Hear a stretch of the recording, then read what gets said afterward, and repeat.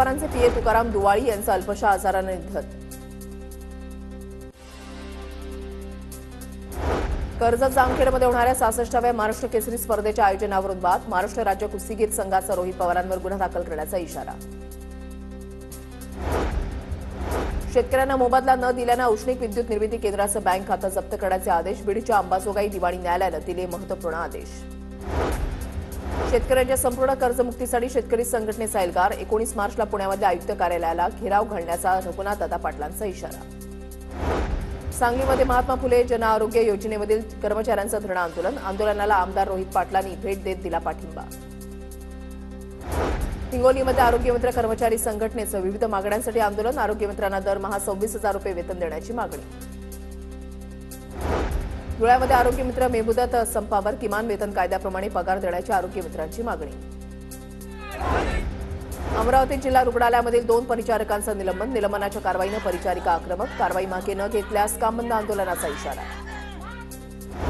नीरा नदीच्या प्रदूषणाविरोधात नागरिक आक्रमक. माळेगाव कारखान्याच्या प्रशासकीय इमारतीसमोर नागरिकांचं आंदोलन.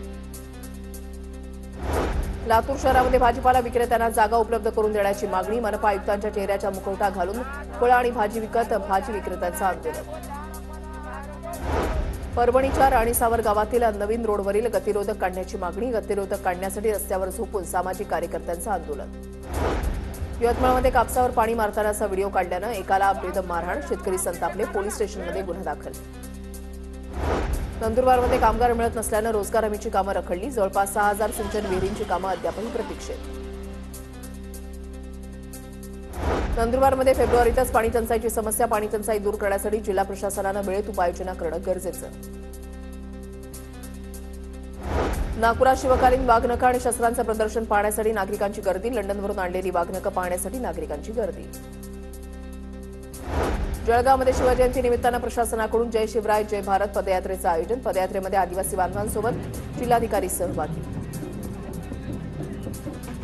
पुण्याच्या भोरमध्ये रायरेश्वर किल्ल्यावर ध्वजस्तंभाचं शंकर मांडेकरांच्या हस्ते अनावरण. शिवप्रेमींच्या उपस्थितीमध्ये भगवा ध्वज फडकवला. 40 गावातील मल्हारगडावर शिवजयंतीच्या निमित्तानं प्रतिमा पूजन आणि ध्वजारोहण. शिवजयंती सोहळ्यामध्ये मल्हारगडावर सह्याद्री प्रतिष्ठानच्या शिलेदारांच्या जोरदार घोषणाबाजी. जेजुरी देवस्थानाकडून शिवजयंतीनिमित्त शहाजीराजे आणि शिवरायांच्या समूह शिल्पाला मानवंदना.